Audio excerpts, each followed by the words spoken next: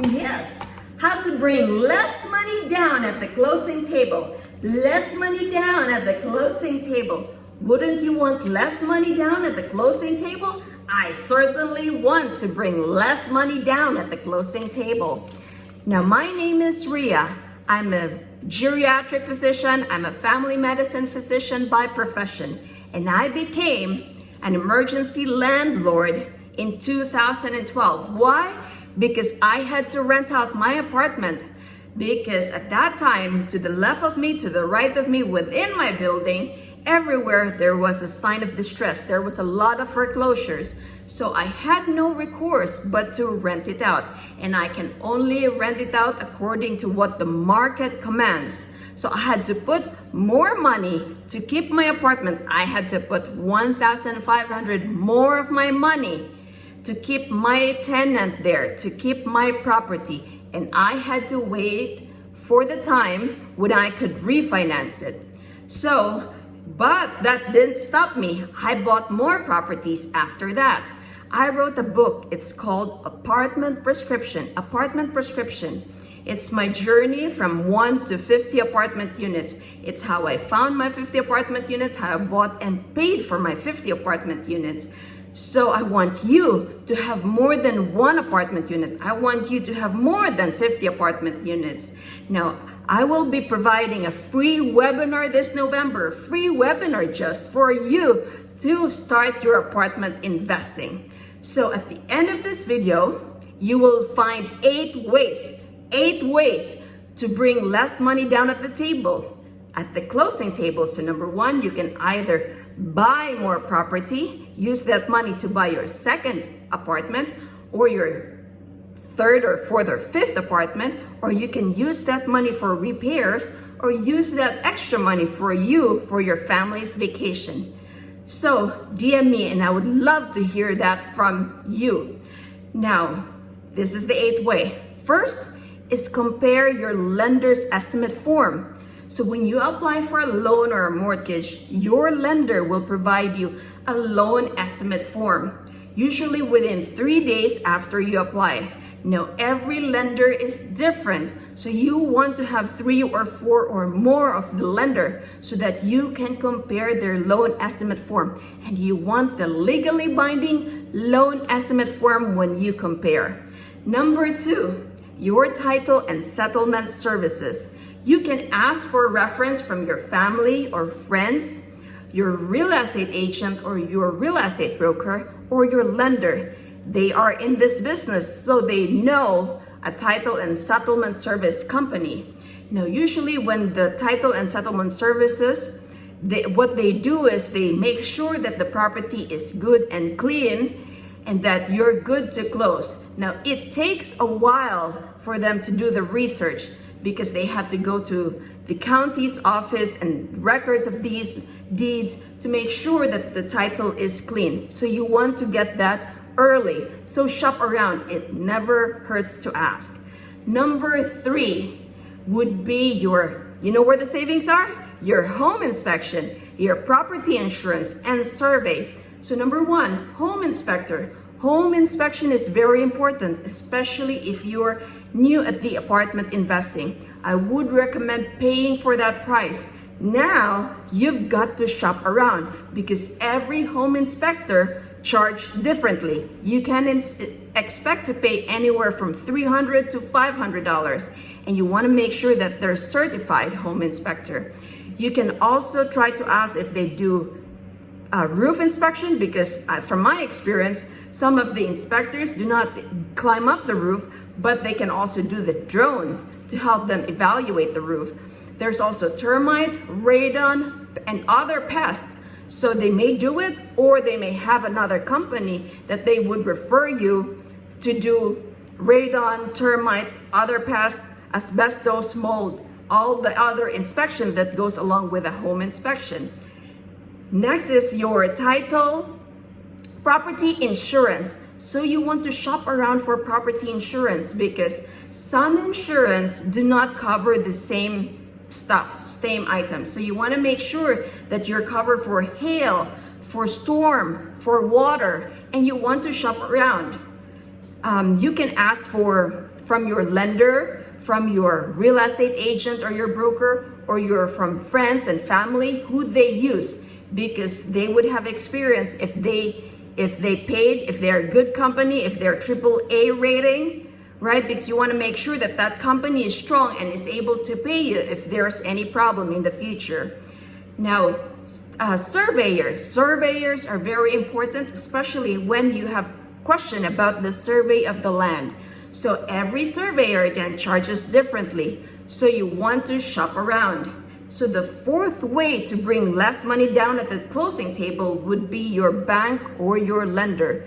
So banks have different fees. So you can ask, you can negotiate to lower it down or even pay no fees.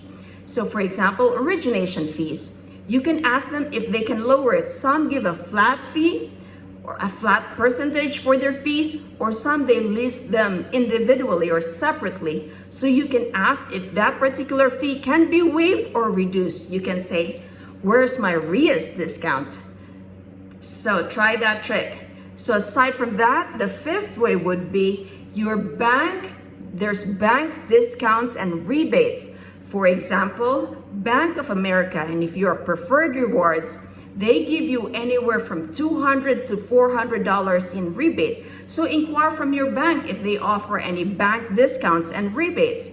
Sixth one would be your sellers. The seller, yes, you can. Seller's assistance. Now, this is a seller's market. This is not a buyer's market. Although it's not the end of the line. If the property has been listed for a long time, let's say 6 months or 9 months, then you may ask for a seller's assistance. What is that? Sellers, so when you close, usually you have anywhere from 3% or even a little bit higher. 3%, 4%, 5%, it depends, right? So you can ask your seller if they can cover all of it or a part of the closing costs. That's called seller's assistance. 7 would be to ask if you can close at the end of the month. At the end of the month. Why? Because all the expenses are prorated. So if you close closer at the end of the month, then you pay less because you're not paying for, day 1, day 15, you're paying on day 31st.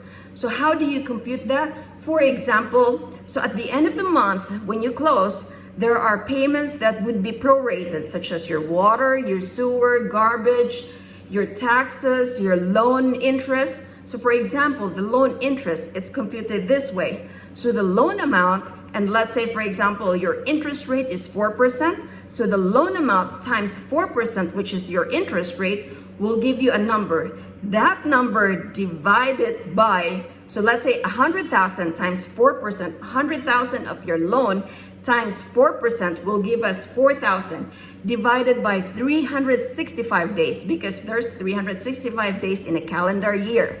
So when we divide that, that will roughly give us $10.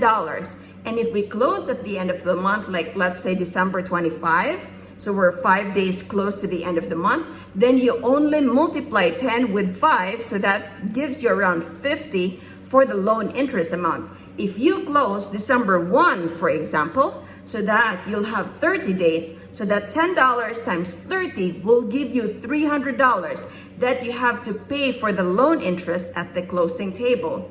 The last but not the least would be, to recap, number 1 would be your loan estimate fees. So that's the first way. Second would be your title and settlement services. Third way would be your home inspection, your property insurance, your surveyors. Fourth would be your bank, right? Ask for bank rebates on discount. Fifth would be asking for your bank to see if they have any, if you can negotiate for origination fee discount or waiving for any of the fees. 6 would be asking a seller's assistance. 7 would be closing at the end of the close to the end of the line. And 8 would be, yes, You know, sometimes I need to look at my cheat sheet because I do forget there's 8 ways. So 8 would be no closing mortgage, no closing cost mortgage, no closing cost mortgage. What that means is that you can ask your bank or lender to pay no closing costs. Now, this is kind of tricky because the bank, what they'll do is either you'll pay a higher interest rate for no closing at the closing table, no closing costs at the closing table, or they can add that closing costs added to the principal,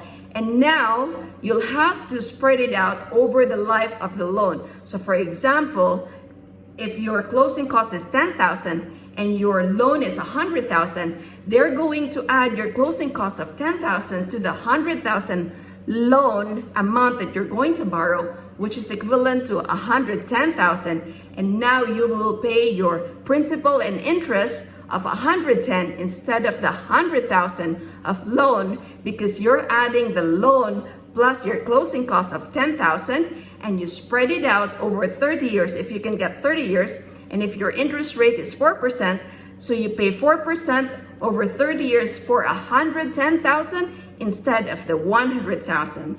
So no closing costs mortgage, that's what it's called. So ask around, because not all banks advertise it, not all banks do it. However, it does exist.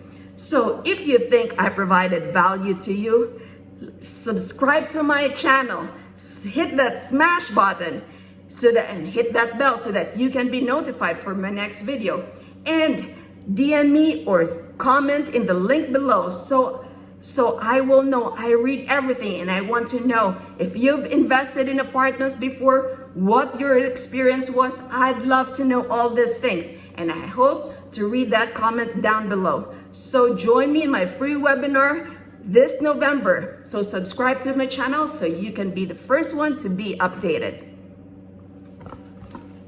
Let's go.